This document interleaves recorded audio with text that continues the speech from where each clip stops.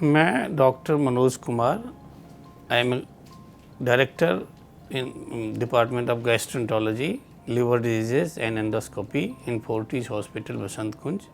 देखो, अगर ऐसा पूछा जाए कि सबसे कॉमन गैस्ट्रोइंटेस्टाइनल डिजीज़ क्या है, तो लोग आते हैं हमारे पास, गैस बन रहा होता है जी, कि हमारे पेट में गैस बन रहा है। जब आप पेशेंट बोलते हैं हमारे पेट में गैस बन रहा है, तो ये हमारे लिए गैस को बीमारी नहीं होती है।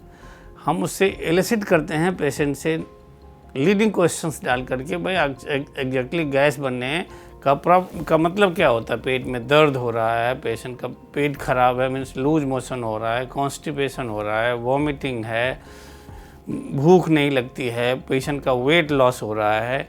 ये सब करके हम कंक्लूड करना चाहते हैं कि क्या बीमारी है उसको। सिंपली अगर कहा जाए गैस की प्रॉब्लम है और कुछ बीमारियां नहीं है, हम लोग नॉर्मली जांच वगैरह करके इस कंक्लूजन पे पहुंचते हैं। तो कहा जाए सबसे पहला कॉमन प्रॉब्लम जो है डिस्पेप्सिया कहते हैं हम लोग। डिस्पेप्सिया को जो अपर एब्डोमिनल सिम्टम्स होते हैं पैस में, जैसे कि ब्लोटिंग होगा, बर्निंग इपिगैस्ट्रियम होएगा, बर्निंग इन चेस्ट जिसको हम लोग हार्ट बर्न कहते हैं, चेस्ट में पेन हो सकता है, खाने में रुकावट हो सकती है। तो ये डिस्पेप्सिया और एक रिफ्लक्स, एसिड रिफ्लक्स डिजीज़ होता है। ये दोनों जो है मिलता जुलता बीमारी है, अपर एब्डोमिनल सिम्टम्स हो गया। तो आप कह सकते हो कि ये पहला नंबर 1 डिजीज़ है, जिसमें कि हम रिफ्लक्स डिजीज़ को इंक्लूड करेंगे, जिसमें कि हम लोग डिस्पेप्सिया को इंक्लूड करेंगे। अब इसके आगे क्या करेंगे, जब पेशेंट हमारे पास आ जाते हैं तो फिर हम देखते हैं पेशेंट को ये सब प्रॉब्लम जो होती हैं नॉर्मली इतनी सीवियर नहीं होती है, पेशेंट की जान ले ले। बट ये कंक्लूजन पे हमें पहुंचना पड़ता है कि हाँ भाई कोई अंदर सीरियस बीमारी नहीं है। तो जब हम डिस्पेप्सिया या रिफ्लक्स डिजीज लेवल करते हैं किसी पेशेंट को, तो मिनिमल इन्वेस्टिगेशन तो कम से कम कर ही लेते हैं, जैसे एक अल्ट्रासाउंड कर लिया, एक एंडोस्कोपी कर लिया। जब हम एंडोस्कोपी कर लिए तो एंडोस्कोपी से हमें कुछ डिजीज़ हैं अपर इसोफेगस और स्टमक के, फूड पाइप और आमाशय के, जिसमें हमें डिफ्रेंशिएट करने में आसानी होती है कि रिफ्लक्स डिजीज़ है, पेप्टिक अल्सर है, मतलब अल्सर, पेप्टिक अल्सर मतलब ulcer due to acid, stomach में है, डिओडिनम में है, उसकी वजह से कोई रुकावट तो नहीं हो रही है। कुछ पेशेंट जो हैं यही सिम्टम लेके आते हैं, लेकिन जब हम एंडोस्कोपी करते हैं तो उसको कैंसर निकलता है।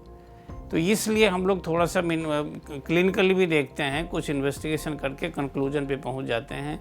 फिर अकॉर्डिंगली अगर अल्सर है तो अल्सर का ट्रीटमेंट देते हैं, रिफ्लक्स है तो उसकी एसिडिटी का ट्रीटमेंट देते हैं।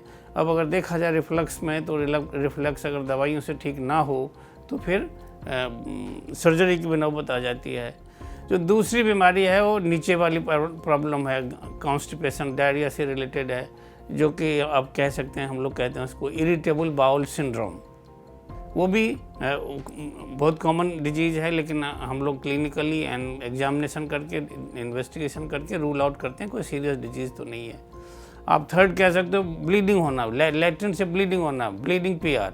अगर किसी को ब्लीडिंग हो जाए तो ये किसी भी तरह से, कुछ लोग डॉक्टर भी छोटी मोटी दवाइयाँ दे देते हैं, मलहम लगा देते हैं, इन सब चीज़ों को करना चाहिए। लेकिन एक बार नीचे से जांच, जिसको हम लोग कोलोनोस्कोपी कहते हैं, लिमिटेड कोलोनोस्कोपी, सिग्मोइडोस्कोपी कहते हैं, देख लेना चाहिए जांच करके कि किसी को जो कॉमनेस्ट प्रॉब्लम पाइल्स होता है, पाइल्स तो नहीं है। पाइल्स तो चलो छोटी बीमारी है, प्रॉब्लम ब्लीडिंग लेके आता है आदमी, थोड़ा सा इग्नोर कर देते हैं, 6 महीने कई बार देखा कर देते हैं, पता चलेगा उसको कैंसर पड़ा हुआ है। ब्लीडिंग है तो कैंसर भी हो सकता है, पाइल्स भी हो सकता है, कैसे पता चलेगा? तो इसके लिए थोड़ी सी जांच करना बहुत ज़रूरी है। उसके बाद आप आ जाएंगे तो लीवर की बीमारियां होती है, लीवर की बहुत सारी बीमारियां होती है, हेपेटाइटिस होता है, लीवर सिरोसिस होता है, वायरस से इन्फेक्शन से लीवर हो सकता है, अल्कोहल पीने से लीवर हो सकता है, फैटी लीवर हो सकता है। फैटी लीवर जो है एक मेटाबॉलिक सिंड्रोम है, जिसमें कि पेशेंट को डायबिटीज़ हो, ब्लड प्रेशर हो, तो लीवर में फैट जमा होता है, लीवर में फैट लीवर को डैमेज कर देता है, हेपेटाइटिस करता है, फिर लीवर को परमानेंटली डैमेज कर सकता है। आगे बोलेंगे तो आप कह सकते हैं गॉल ब्लैडर में स्टोन हो जाता है। गॉल ब्लैडर में स्टोन हो तो पेशेंट को अगर दर्द हो रहा हो, ये एक थोड़ा सा एक कंट्रोवर्सी होती है कि पेशेंट को कई बार हम किसी और वजह से जांच कराते हैं और स्टोन निकलता है, तो लोग कहते हैं सर्जरी करा लो जी। बट साइंटिफिकली स्पीकिंग, अगर पेशेंट को दर्द नहीं हो रहा हो तो गॉल ब्लैडर की सर्जरी नहीं करानी चाहिए, except there are some exceptions. यही पित्त की नली कभी जो है कॉमन बाइल डक्ट होता है उसमें चली जाती है, तो फिर हम लोग उसको ERCP बोलते हैं, एंडोस्कोपी से इलाज होता है। फिर पैनक्रियाज की बीमारियां ले लीजिए, पैनक्रियाज में पैनक्रेटाइटिस हो जाता है अल्कोहल पीने से, खास करके कैंसर हो सकता है पैनक्रियाज की। तो ये सब बीमारियां हैं जो कि कॉमनली गैस्ट्रो विभाग में देखा जाता है।